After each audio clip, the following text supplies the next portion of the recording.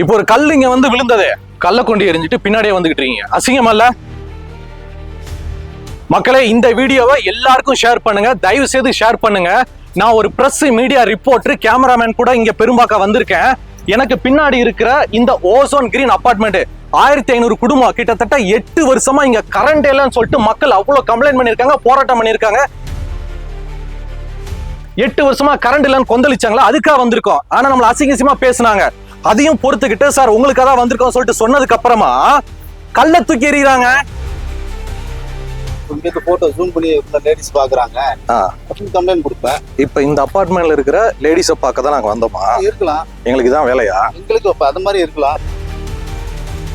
இருக்கிற 1500 குடும்பங்களுக்கு 8 வருஷமா கரண்ட் இல்ல, அதை பத்தி நியூஸ்ல கொடுத்தாங்க. அதை பத்தி நம்ம நியூஸ் போட வந்தா அவங்க வீட்டுல பால்கனி இருக்கிற லேடிஸை வந்து நம்ம போட்டோ எடுக்கிறோமா? சார் இப்போ ஒரு 2 பேர் வந்து பிரச்சனை பண்றாங்க, போட்டோ வச்சு. நீங்க போலீஸை கூப்பிடுங்க, யார் வேணாலும் கூப்பிடுங்க, நாங்க பேசுறோம். ஒரு ஆம்பளையா இருந்தா எதுனா பேசணும், நேருக்கு நேரா பேசணும், சரிங்களா? அதை விட்டு போட்டு கல்லை கொண்டு எரிகிறது, நாங்க மாண்டே ஷாட்ஸ் எடுத்தா பொண்ணுங்களை கவர் பண்றோம்னு, இது என்ன கோலத்தனம் சொல்லுங்க? கல்லை கொண்டு எரிஞ்சிட்டு பின்னாடியே வந்துகிட்டு இருக்கீங்க. அசிங்கமல்ல? Who authorized to come? Who authorized? கள்ளத்துக்கு எரிஞ்சா உள்ள இருந்து ஒருத்தன். நீங்க யாரு? Who are you? Associate. உங்ககிட்ட தான் கேட்டேன். ரோல் போடுங்க. Hello sir. Who is the Sivakumar? Sir, we close. He is a போலீஸ்க்கு நாங்களே இன்ஃபார்ம் பண்ணிட்டோம். சார் போலீஸ்க்கு நாங்களே சொல்லிட்டோம், வந்துட்டு இருக்காங்க. நாங்க கேட்டது ஃபுட்டேஜ் மட்டும் தான் கேட்டோம். ஃபுட்டேஜ் நீங்க அவங்கள்ட்ட போய் கேளுங்க. உள்ள விட மாட்டேங்கிறாங்க, கொடுக்க மாட்டேங்கிறாங்க. ஃபுட்டேஜ் இருந்தா நீங்க உங்களால ஒண்ணும் பண்ண முடியாதுன்னா நீங்க போங்க. Sir Who are you? Give me your ID. யூடியூப்ல போங்க, என் ஐடி அதுல இருக்குது. உங்க ஐடி காட்டுங்க. இந்த பில்டிங் அசோசியேஷன் உங்க ஐடி காட்டுங்க. Do you have ID? ஏன் இடத்துல வந்து பேசுறீங்க சார்? உங்க இடம்னா மூடு. அவங்க வெளில போக சொல்லுங்க. சார் முடியாது சார், எல்லாரும் வர சொல்லுங்க. 1500 குடும்பம் உங்களுக்காக நாங்க வந்திருக்கோம். இந்த அபார்ட்மெண்ட்ல இருக்க 1500 குடும்பம் கேட்டுக்கோங்க. நீங்க கரண்ட் இல்லைன்னு சொல்லிட்டு நடு ரோட்ல போராடுவீங்களே, வெயில அலைஞ்சிங்களே, உங்களுக்கு நியாயம் கிடைக்கணும்னு அதான் ரிப்போர்ட்டா நான் வந்தேன். ஜெனரேட்டர் ரூம்ல இருந்து ஒருத்த கள்ளத்துக்கு அடிக்கிறான், கேட்ட இந்த பில்டர்ஸ்ன்றா நியாயம் கேட்டு வந்தா பிரஸ் இடியேட்ன்றாங்க. ஏண்டா உங்களுக்கு ஒரு பிரச்சனை வந்தா நாங்க இடியேட்டா? சார் என் மேல கள்ள தூக்கி எரிஞ்ச அந்த ஜெனரேட்டர் இன்சார்ஜ் சிவகுமார் இங்க வரணும். சார் உங்களுடைய வார்த்தைக்கு கட்டுப்பட்டு நான் உள்ள வரவே இல்லை.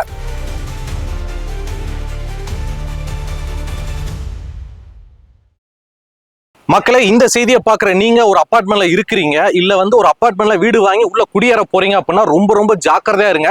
ஏன்னா 2 நாளைக்கு முன்னாடி நம்ம சென்னையில 1500க்கும் மேற்பட்ட குடும்பங்கள் வசிக்கிற மிகப்பெரிய கேட்டட் கம்யூனிட்டி அபார்ட்மெண்ட்ல பாத்தீங்கன்னா 8 வருஷத்துக்கு மேல கரண்டே இல்லாம டீசலை ஊத்தி ஜெனரேட்டரை வச்சு ஓட்டிக்கிட்டு இருக்காங்களாம்.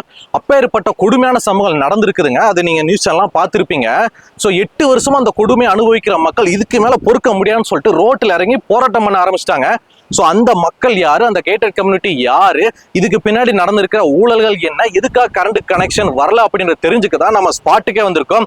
எனக்கு பின்னாடி நீங்க பாக்குறீங்களா, இந்த கேட்டட் கம்யூனிட்டி அபார்ட்மெண்ட் தான் ஓஷியன் கிரீன் அப்படின்னு சொல்லிட்டு பெரும்பாக்கத்துல இருக்குதுங்க. இங்கதான் அந்த 1500க்கும் மேற்பட்ட குடும்பங்கள் இருக்கிறாங்க. இங்கதான் அந்த பஞ்சாயத்து. ஸோ இங்க ஏன் கரண்ட் கனெக்ஷன் கொடுக்கல, அந்த ஜெனரேட்டர் ரூம் எது, அதுக்காக எவ்வளவு செலவு பண்றாங்க, எவ்வளவு காசு அடிக்கிறாங்க, இதுக்கு பின்னாடி இருக்கிற அரசியல் என்னன்னு சொல்லிட்டு எல்லாத்தையும் நான் உங்களுக்கு சொல்றதுக்காக ஸ்பாட்டுக்கே வந்திருக்கேன். மக்களே, இப்ப என்ன பிரச்சனை அப்படின்னா, பெரும்பாக்கத்துல எனக்கு பின்னாடி நீங்க பாக்குற இந்த ஓசோன் கிரீன் அப்படின்ற இந்த அபார்ட்மெண்ட் தான் இந்த பஞ்சாயத்துக்குள்ளானது.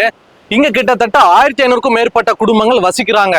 இந்த அபார்ட்மெண்ட்ல ஒவ்வொரு வீட்டோட ஸ்டார்டிங் பிரைஸ் பாத்தீங்கன்னா ஸ்டார்டிங் 50 லட்சத்துல இருந்து 1.25 கோடி 1.5 கோடி வரைக்கும் இருக்குது. எல்லாமே 1 BHK 2 BHK 3 4 BHK அந்த மாதிரிலாம் இருந்துகிட்டு இருக்கு, சரிங்களா? இப்போ இந்த ப்ராப்பர்ட்டி வந்து 2018ல அந்த வாக்கிலே கட்டி முடிச்சு ஹேண்ட் ஓவர் பண்ணிட்டாங்க. கிட்டத்தட்ட 1500 குடும்பங்கள் வந்துட்டாங்க. வந்ததுக்கு அப்புறம் வீட்டுக்குள்ள போயிட்டு ஒவ்வொரு சுவிட்ச் போர்டு லைட்டை போட்டு பார்த்தா கரண்ட் இல்ல. பில்டர்ஸ் கிட்ட கேக்குறாங்க, என்னங்க ஹேண்ட் ஓவர் பண்ணிட்டீங்க கரண்ட் இல்லன்னு கேட்டதுக்கு, இல்லங்க ஒரு சில ப்ராசஸ் போயிட்டு இருக்கு, கொஞ்சம் டிலே ஆகும், அது வரைக்கும் நீங்க அட்ஜஸ்ட் பண்ணிக்கோங்க, உங்களுக்கு ஜெனரேட்டர் நாங்க போட்டு கொடுத்துறோம், அது இன்னும் ஒரு 2-3 வாரத்துல வந்துருங்க, அதுக்கப்புறம் எல்லாம் நீங்க எல்லாம் சுபிச்சமா இருப்பீங்க அப்படின்ற மாதிரி ஷூரிட்டி கொடுத்துருக்காங்க. சரி, இங்க இருக்கக்கூடிய மக்களும் சரி இந்த இப்போ வந்துடும், இந்த அப்பா வந்துடும் அப்படின்னு சொல்லிட்டு அப்படியே பல வருடங்கள் ஓடி போயிடுச்சு. நீங்க கேட்கலாம், பாலா ப்ரோ 8 வருஷமா கரண்டே இல்லைன்னு தெரியுதுல, அத்தனை கோடி போட்டு பில்டிங் வாங்கியிருக்காங்கல்ல, அந்த ஓனர்களுக்கு எங்க போச்சு?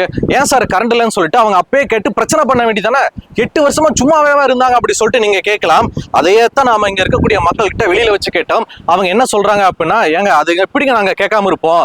இவ்வளவு பணம் போட்டு நாங்க வாங்கியிருக்கோம், கரண்ட் இல்லாத வீட்டுல நாங்க எப்படிங்க தங்குவோம்? நாங்க கேட்டோம், பில்டர்ஸ் கிட்ட கேட்டோமே. அவங்க என்ன சொன்னாங்கன்னா, இந்த இப்போ அப்போ இழுத்தடிச்சுட்டு இருந்திருக்காங்க. அது மட்டும் இல்லாம பக்கத்துல ஒரு பெரிய இடம் இருக்குது, அந்த இடத்துல இதே மாதிரி கட்டி உங்களை அங்க அலோகேட் பண்றோம், நீங்களும் அங்க போவீங்க அப்படின்ற மாதிரி ஷூரிட்டி கொடுத்தாங்களாம். பட் அந்த இடமும் ஒரு சில காரணங்களால கையை விட்டு போயிடுச்சு, வேற இடத்துக்காரங்க வாங்கிட்டாங்க, அதனால வேற வழி இல்ல, நீங்க இங்கே இருங்க, உங்களுக்கு தேவை கரண்ட் தானே, கரண்ட் நாங்க கொடுக்குறோம், உங்களுக்கு என்ன பிரச்சனை? ஒரு கவர்மெண்ட் ஒரு மீட்டருக்கு இத்தனை ரூபான்னு போட்டிருக்காங்களா, நீங்க அதை மட்டும் கொடுங்க, உங்ககிட்ட நாங்க எக்ஸ்ட்ரா வாங்க போறோம் அப்படின்ற மாதிரி பில்டர்ஸ் தரப்புல இருந்து சொல்லி இந்த மக்களை 8 வருஷமா இப்ப இந்த இன்னைக்கு அன்னைக்கு சொல்லிட்டு அப்படியே 8 வருஷமா இவங்களை அலக்கழிச்சிருக்காங்க. இவ்வளவு பஞ்சாயத்துக்கு காரணமான இந்த ஓசோன் கிரீன் இந்த பில்டர்ஸ் இருக்காங்க பாத்தீங்களா, இவங்க எந்த அளவுக்கு ஒரு ஃப்ராடு, எந்த அளவுக்கு ஒரு ஃபோர்ஜரி அப்படின்னா, இவங்க ஏற்கனவே ஒரு பஞ்சாயத்துல மாட்டிருக்காங்க. அதை இப்ப நான் உங்களுக்கு போட்டு உடைக்க போறேன். கிட்டத்தட்ட 2012லயே பாத்தீங்கன்னா ஓசோன் அர்பேனியா அப்படின்ற பேர்ல இந்த பில்டர்ஸ் பாத்தீங்கன்னா பெங்களூர்ல ஒரு மிகப்பெரிய கேட்டட் கம்யூனிட்டி அபார்ட்மெண்ட் 3000 கோடிக்கு கட்டுறதுக்கு பிளான்லாம் பண்ணிட்டாங்க. ஸோ மக்கள் கிட்ட காசெல்லாம் வசூல் பண்ணி இங்க உங்க வீடு வரும், இங்க உங்க வீடு வரும் சொல்லிட்டு எல்லாத்தையும் ரெடி பண்ணிட்டாங்க. ஆனா 2017ல கட்டி முடிச்சு உங்ககிட்ட கொடுக்குறோம்னு சொன்ன அந்த 3000 கோடி ப்ராஜெக்டை கட்டி முடிக்கவே இல்லைங்க. 2012ல ஆரம்பிச்சது 17 வரைக்கும் 45% முடிஞ்சிருக்கு. மக்கள் கேட்குறாங்க, 3000 கோடி ப்ராஜெக்ட்னையா எல்லாம் பணத்தை கொடுத்தா வீட்டை எப்பயா கொடுப்பேன் கேட்டதுக்கு இந்த மணல் அதிகமாயிடுச்சு, இந்த செங்கல், இந்த அது இதுன்னு சொல்லிட்டு ஏகப்பட்ட ரீசன் சொல்லி இழுத்தடிச்சிட்டே இருந்திருக்காங்க. அவ்வளோ கோடி ரூபா போட்டு அப்பார்ட்மெண்ட் வாங்கின மக்கள் சும்மா இருப்பாங்களா? 2024ல பெங்களூர் போலீஸ்ல கம்ப்ளைண்ட் பண்ணியிருக்காங்க.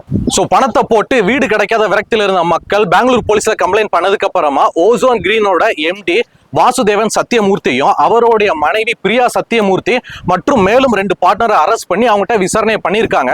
அப்போதான் இவங்க எந்த அளவுக்கு பணத்துல ஃப்ராட் தனம் பண்ணியிருக்காங்க, மோசடி பண்ணியிருக்காங்க தெரிய வந்திருக்கு. மக்கள் கிட்ட இருந்து பணத்தை வாங்கி வீடெல்லாம் கட்டினாங்க பாத்தீங்களா? ஸோ அந்த கட்டிக்கிட்டு இருக்கிற வீட்டை வங்கியில் அடமானம் வச்சு, அதாவது சார் பாருங்க சார், எங்க கிட்ட நிலம் இருக்கு, வீடெல்லாம் கட்டிக்கிட்டு இருக்கோம், 3000 கோடி வேல்யூ சார், இதை வச்சுட்டு ஒரு லோன் கொடுங்கன்னு சொல்லிட்டு பெங்களூர்ல இருக்கிற ஒரு வங்கியில லோன் எடுத்திருக்காங்க. 1500 கோடிக்கு லோன் எடுத்து அந்த லோனை பிச்சு நிறைய ஃபேக்டரி, நிறைய கம்பெனிஸ், நிறைய ஷேர்ல இன்வெஸ்ட் பண்ணி அவங்க கிட்ட இருந்து ப்ராஃபிட் டிவிடெண்ட்லாம் வாங்கி இப்படிலாம் சம்பாதிச்சுக்கிட்டு இருந்தாங்க. ஒரு உண்மையான பில்டர்ஸ் என்ன பண்ணணும்?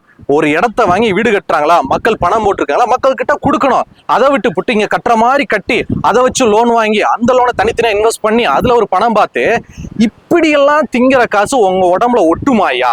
உங்க அடுத்த தலைமுறைக்கு இப்பெல்லாம் காசு அடிச்சு சேர்த்து வைக்கீங்களா? அந்த புள்ள குட்டியோட வாழ்க்கை நல்லா இருக்குமாடா அப்படின்னு சொல்லிட்டு பணத்தை இழந்த மக்கள் அப்பவே கேள்வி கேட்டிருக்காங்க. சோ அதுக்கப்புறமா வாசுதேவன் சத்தியமூர்த்தி மற்றும் பிரியா சத்தியமூர்த்தி அவங்க மேல மோசடி வழக்கு பதிவு பண்ணப்பட்டு விசாரணை நடந்துகிட்டு இருக்கு. ஆனா அவங்க பெருசா அவங்க மேல தண்டனைகள் கிடையாதான் பாத்தீங்கன்னா கிடையாது. ஏன்னா நம்ம இந்திய சட்டப்படி, இந்திய சட்டமும் சரி, போலீஸ்காரங்களும் சரி, பல்கா யார் வச்சிருக்காங்களோ, யார் பெரிய கோடீஸ்வரம் இருக்காங்களோ அவங்களுக்கு தான் சாதகமா செயல்படும். இதுதான் உண்மை. ஸோ வாசுதேவன் சத்தியமூர்த்திலாம் தொட முடியுமா ஐயாவை அப்படின்ற மாதிரி அவங்க அப்படியே வெளில வந்துட்டாங்க. அண்ட் அதுக்கப்புறமா கொஞ்சம் மாசத்துக்கு அப்புறமா அந்த வாசுதேவன் சத்தியமூர்த்தி அவருடைய எம்டி பதவியில இருந்து விலகிட்டதா ஒரு தகவலும் இருக்கு. ஸோ பெங்களூர்ல இந்த மாதிரி ஏற்கனவே ஃப்ராடுத்தனம், மோசடித்தனம் எல்லாம் பண்ணிட்டு எனக்கு எதுவும் தெரியாதுங்க அப்படி சொல்லிட்டு கையை விரிச்சு ஓடி போயிட்டாங்களே, அவங்க அதுக்கப்புறமா சென்னையில ப்ராஜெக்ட் எடுத்து நடத்தலாம் அப்படி சொல்லிட்டு பிளான் பண்ணியிருக்காங்க. ஸோ சென்னையை பொறுத்த வரைக்கும் ரீஜனல் எக்ஸிக்யூட்டிவ் ஆஃபீஸரா பிரகாசம் ஜெகன் அப்படின்னு சொல்லிட்டு ஒருத்தர் அப்பாயின்மெண்ட் பண்ணிருக்காங்க. நீங்க போட்டோல பாக்குறீங்களா, இந்த நபர் தான். இந்த நபர்கிட்ட என்ன பொறுப்பு ஒப்படைச்சிருக்காங்க, அப்பா நம்ம ப்ராஜெக்ட் சென்னை வருது, சென்னையில எங்கெல்லாம் நம்ம ப்ராஜெக்ட் இருக்கோ அங்கெல்லாம் நீதான்ப்பா பாத்துக்கணும் சொல்லிட்டு ஒப்படைச்சிருக்காங்க இவர்கிட்ட. சோ சென்னைக்கு வந்த இந்த ஓசோன் கிரீன் பில்டர்ஸ் பாத்தீங்கன்னா சென்னை விஆர் மாலுக்கு பின்னாடி, அதாவது ரோஹிணி தேட்டருக்கு பின்னாடி இப்ப பெரிய அபார்ட்மெண்ட் இருக்கு பாத்தீங்களா, அதுவும் இவங்க கட்டினதா அப்படின்னு மாதிரி சொல்றாங்க. சோ அது ஆரம்பத்துல கட்டிக்கிட்டு இருக்கும் போதே 2018க்கு முன்னாடியே பெரும்பாக்கத்துல இருக்கக்கூடிய இந்த இடத்துல இந்த 1500 குடும்பங்கள் தங்குற மாதிரி இந்த அபார்ட்மெண்ட் கட்டுற வேலையை ஸ்டார்ட் பண்ணிட்டாங்க. சரி, ஓசோன் கிரீன் ஆச்சு, நல்ல நிறுவனம், ஏற்கனவே விஆர் மாலுக்கு பின்னாடி சூப்பரா கட்டிக்கிட்டு இருக்காங்க, நல்லபடியா வீட்டை கொடுப்பான்னு சொல்லிட்டு நம்பி 1500க்கும் மேற்பட்ட மக்கள், நான் ஏற்கனவே சொன்ன மாதிரி 50 லட்சத்துல இருந்து 1.25 கோடி வரைக்கும் 1 BHK, 2 BHK, 3 BHK, 4 BHKன்னு வாங்கி போட்டிருக்காங்க. சரிங்களா? ஆனா 2018 இந்த வேலையை முடிச்சுட்டு மக்கள் கிட்ட கொடுக்கும் போதுதான் தெரிய வந்திருக்கு இங்க கரண்ட் கனெக்ஷன் இவங்க கொடுக்கல அப்படின்னு. யோ பாலா, 1500 குடும்பம் இங்க இருக்குதுன்னு சொல்ற, 8 வருஷமா கரண்ட் இல்லைன்னு வேற சொல்ற, அப்புறம் எப்படிங்க 8 வருஷமா இவங்க மக்கள் குடியிருக்கிறாங்க? எனக்கு புரியல அப்படி சொல்லிட்டு நீங்க கேட்கலாம். ஒரு இடத்துல ஒரு ஆபீஸ்க்கு ஜென்ரேட்டர் போட்டு நீங்க பாத்திருப்பீங்க, சின்ன சின்ன கடைகளுக்கு போட்டு பாத்திருப்பீங்க. ஆனா இந்த 1500 குடும்பங்களுக்கும் இப்ப வரைக்கும் ஜென்ரேட்டர் போட்டு தான் கரண்டை கொடுத்துக்கிட்டு இருக்காங்க. அந்த மிகப்பெரிய ஜென்ரேட்டர் எங்க இருக்குன்னா இந்த அபார்ட்மெண்ட்டுக்கு பின்னாடி தாங்க இருக்குது. ஒரு நாளைக்கு ஒரு டீசல் லாரி வருது அப்படின்ற மாதிரி சொல்லிக்கிட்டு இருக்காங்க. அது எந்த அளவுக்கு உண்மை, ஜென்ரேட்டர் என்ன நிலைமையில இருக்குது, எப்படி கரண்டை கொடுத்துக்கிட்டு இருக்காங்க அப்படின்றத பின்னாடி நம்ம போய் தெரிஞ்சுக்கலாம். கொஞ்சம் வாங்க, கூட வாங்க. கிட்டத்தட்ட 1500க்கும் மேற்பட்ட குடும்பங்கள் வசிக்கிற இவ்வளோ பெரிய கேட்டட் கம்யூனிட்டிக்கு அந்த கரண்ட் கொடுக்குற அந்த ஜென்ரேட்டர் ரூம் சொல்றாங்க பார்த்தீங்களா, அது எனக்கு பின்னாடி தான் இருக்குது. அங்கே பாருங்க, அந்த கிரீன் கலர்ல ஷெட் மாதிரி போட்டிருக்காங்களா, அதுக்குள்ள அங்கே இருக்குது பெரிய ஜென்ரேட்டரு. அந்த ஜென்ரேட்டருக்கு ஊத்துறதுக்கான டீசல் தான் எனக்கு பின்னாடி இந்த லாரியில் நிற்கிது பாருங்க. ஏற்கனவே 2 லாரி வந்து உள்ள போயிடுச்சு. உள்ள போயிட்டு டீசலை ஊற்றி அங்கே ஜென்ரேட்டரை ஓட்டி கரண்ட் கொடுத்துட்டு இருக்காங்க. அது முடிஞ்சு வெளியில வந்ததுக்கு அப்புறம் இந்த லாரி உள்ள போகும். ஸோ இப்படியே மாறி ஒரு நாளைக்கு 4 லாரிங்க, 4 டேங்கர் டீசல் வந்து உள்ள போயிட்டு இப்படித்தான் கிட்டத்தட்ட 8 வருஷமா மிகப்பெரிய கேட்டட் கம்யூனிட்டிக்கு கரண்ட் போயிட்டு இருக்கு.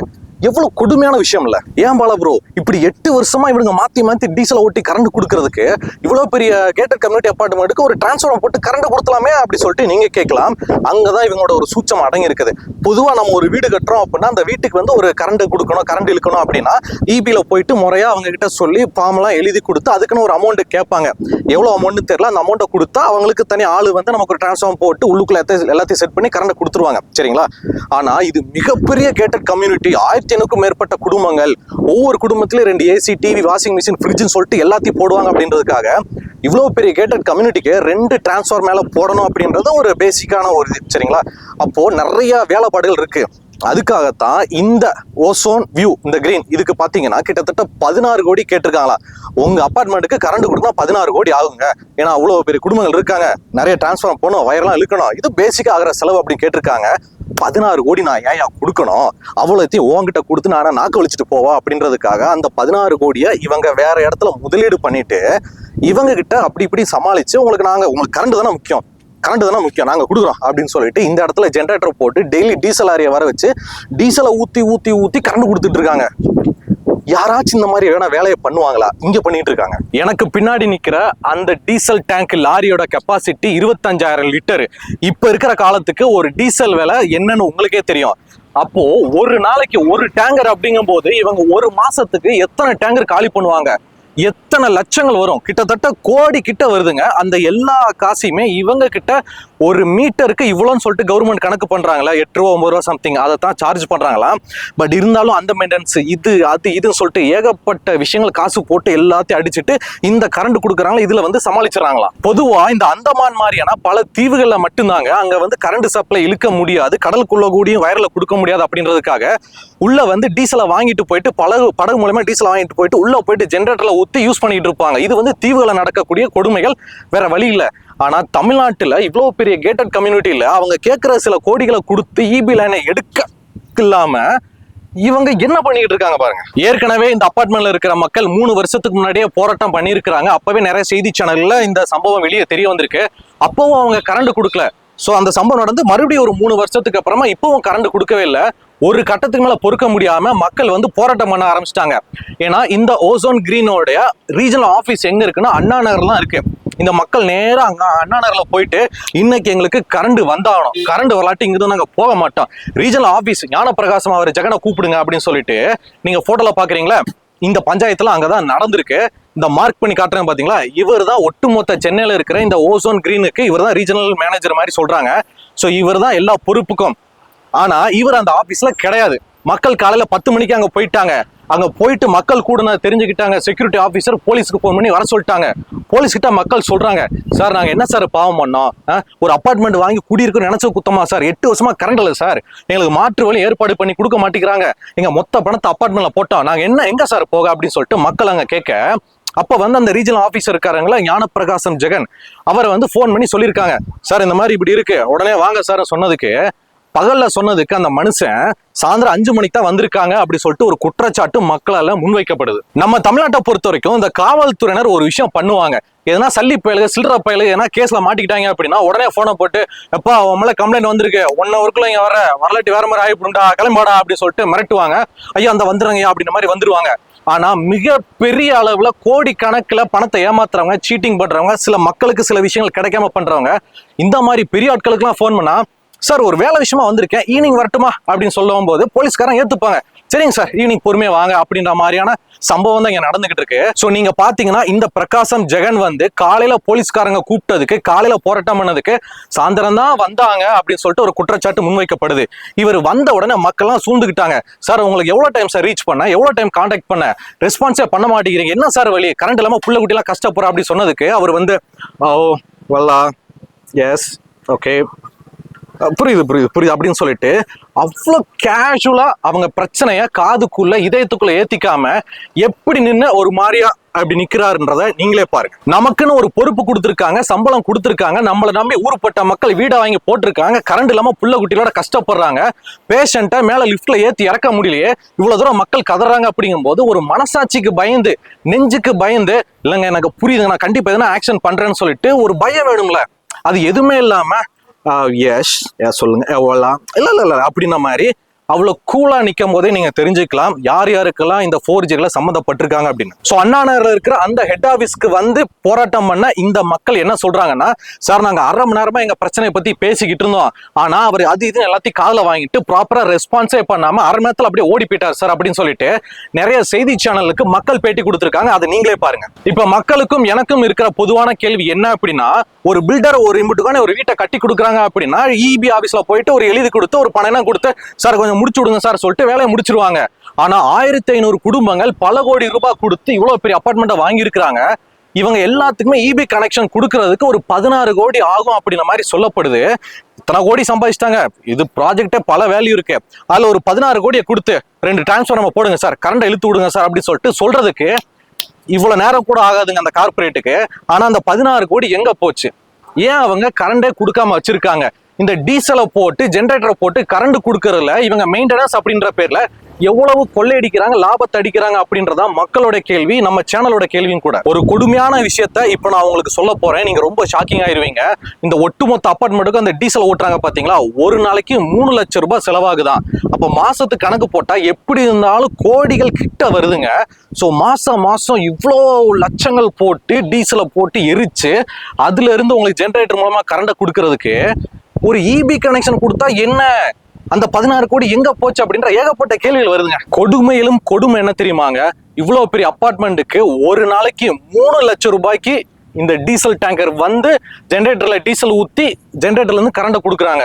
ஒரு நாளைக்கு 3 லட்சத்துக்கு 2 டீசல் டேங்கர் வருமாங்க. அப்ப மாசத்துக்கு கணக்கு போட்டு பாருங்களேன், கிட்டத்தட்ட 90 லட்சம் ரூபாய், ஆல்மோஸ்ட் 1 crore கிட்ட வருது. ஸோ மாசம் 90 லட்சம் கொடுத்து ஜெனரேட்டரை ஓட்டி கரண்ட கொடுத்து ஜெனரேட்டரை ஓட்டி கரண்ட கொடுத்து இப்படி 8 வருஷமா பண்ணிக்கிட்டு இருக்காங்க. இதுல அவங்க என்னத்த லாபத்தை எடுக்கிறாங்க, என்ன மாதிரியான இங்க ஃபங்க்ஷன் ஆகுன்னு சொல்லிட்டு ஒண்ணுமே புரியலங்க. இந்த செய்தியில இவ்வளவு நேரம் நான் கத்துனது, கதறினது, நிறைய உண்மையில போட்டு உடைச்சது எல்லாமே என்னோட ஆதங்கம் மட்டுமே இல்லைங்க. எனக்கு பின்னாடி நீங்க பாக்குற இந்த 1500 குடும்பங்களோட ஆதங்கமும் கூட. ஒவ்வொரு குடும்பங்களும் கதறாங்க, எவ்வளவு கஷ்டப்பட்டு வம்பாடு பட்டு பணத்தை சேர்த்து வச்சு இந்த அபார்ட்மெண்ட் வாங்கியிருப்போம், ஆனா எங்களுக்கு இப்ப வரைக்கும் கரண்ட் கனெக்ஷன் கொடுக்காம அந்த கரண்ட் கனெக்ஷனுக்கான காசை எங்க எடுத்தீங்க, என்ன பண்றீங்க, என்ன மாதிரி லாபத்தை அடிக்கிறீங்க, இப்படிலாம் பண்ற உங்களுக்கு எப்படா சோறு உள்ள இறங்குது, நீங்க யாருக்கா சேர்த்து வைக்கிறீங்க, உங்களோட அடுத்த தலைமுறைக்கா சேர்த்து வைக்கிறீங்களா, அதெல்லாம் நல்லதுக்கு நீங்க நினைக்கிறீங்களா, எங்க சாபத்தை வாங்கிட்டு இப்படி ஒரு நீங்க விஷயம் பண்ணணும் அப்படின்னு சொல்லிட்டு இந்த அபார்ட்மெண்ட் வாசிகளை வந்து கதறிக்கிட்டு இருக்காங்க. சோ சென்னை மாதிரியான பெருநகரங்களை பொறுத்த வரைக்கும் நிறைய மக்கள் எப்படியாச்சும் கஷ்டப்பட்டு காசை சேர்த்து வச்சு ஒரு அபார்ட்மெண்ட் வாங்கணும் அப்படின்னு சொல்லிட்டு ஆசைப்படுறீங்களே தவிர அந்த அபார்ட்மெண்ட்டுக்கு பின்னாடி இருக்கிற இவ்வளவு கொடுமைகள், அங்க போனதுக்கு அப்புறம் பறிக்கப்படுற உங்களோட சுதந்திரம், உங்களுக்குன்னு எந்த ஒரு உரிமையுமே கிடைக்காது. அதனால முடிஞ்ச அளவுக்கு சிட்டிக்கு அவுட்ல இடத்த வாங்கி போடுங்க, இல்லாட்டி ஊரு பக்கத்து இடத்த வாங்கி போட்டுருங்க, சிட்டிக்குள்ள ரெண்டலுக்கு இருங்க அப்படின்றதான் அபார்ட்மெண்ட்ல கதறிக்கிட்டு இருக்கவங்களோட அட்வைஸும் கூட. இந்த ஓசோன் கிரீனை பொறுத்த வரைக்கும் ஸ்டார்டிங்ல என்ன மாதிரி விளம்பரம் கொடுத்தாங்க அப்படின்னா, சோழிங்கநல்லூர்ல ஐடி ஜோனுக்கு பக்கத்திலே வருதுங்க, உங்களுக்கு வந்து அந்த வியூ இந்த வியூன்னு எல்லாமே சொல்லி மக்களை இந்த மாதிரி அபார்ட்மெண்ட்டை விற்க வச்சு வாங்க வச்சு, ஆனா கடைசி வரைக்கும் கரண்டே கொடுக்கல. இந்த செய்தியை பார்க்குற மக்கள் நல்லா ஒரு விஷயத்த ஞாபகத்துல வச்சுக்கோங்க, எந்த ஒரு பில்டர்ஸுமே லாபம் நோக்கம் இல்லாம உங்களுக்கு சில பில்டிங்லாம் கட்டி கொடுக்க மாட்டாங்க, சரிங்களா? ஆனா அவங்க சொன்னதுக்கு ஏத்த மாதிரி கரெக்டா கட்டி கொடுத்து கரெக்டா உங்ககிட்ட கொடுத்து இப்போ வரைக்கும் எல்லாத்தையும் கரெக்டா பாத்துக்கிற ஒரு சில பெரிய பெரிய பில்டர்ஸ் இருக்கிறாங்க. அதே சமயத்துல சி வியூ, ரிவர் வியூ, குளம் வியூ, குண்டி கழுவுற வியூன்னு சொல்லிட்டு கண்ட வியூ எல்லாம் சொல்லி உங்களை வந்து அப்பார்ட்மெண்ட் வாங்க வச்சு எந்த ஒரு அடிப்படை வசதியே இல்லாத மாதிரி அடிக்கடி கரண்டை கட் பண்ணி விடுறது, குப்பை எடுக்காம இருக்கிறது, தண்ணி கொடுக்காம இருக்கிறது, எல்லா சேட்டையும் பண்ணுவாங்க. அந்த மாதிரியான ஒரு சில கேவலமான போலியான நிறுவனங்கள் இருக்கிறாங்க. ஸோ மக்களே, இந்த ஓசோன் கிரீனை பொறுத்த வரைக்கும் இங்க நடக்கக்கூடிய ஒரு சில நிர்வாக குளறுபடி காரணமாகவும் நிறைய பிரச்சனை காரணமாகவும் பாதிக்கப்படுறது முழுக்க முழுக்க மக்கள் தான். ஸோ என்ன பிரச்சனை, என்ன நடந்துச்சு, இதுக்கப்புறம் என்ன பண்ண போறாங்கன்னு சொல்லிட்டு எல்லாத்தையுமே இந்த செய்தியில் நான் உங்களுக்கு சொன்னேன். இந்த செய்தியை பத்தின உங்களோட கருத்துக்கள் என்ன? நீங்க ஏற்கனவே அபார்ட்மெண்ட்ல இருக்கிறீங்க, நீங்க இதே மாதிரி பல பிரச்சனை சந்திக்கிறீங்க அப்படின்னா உங்களுடைய கருத்துக்கள் எல்லாத்தையுமே பாலாவகை கூட சேர்ந்து கீழே கமெண்ட்ல தெரியப்படுத்துங்க.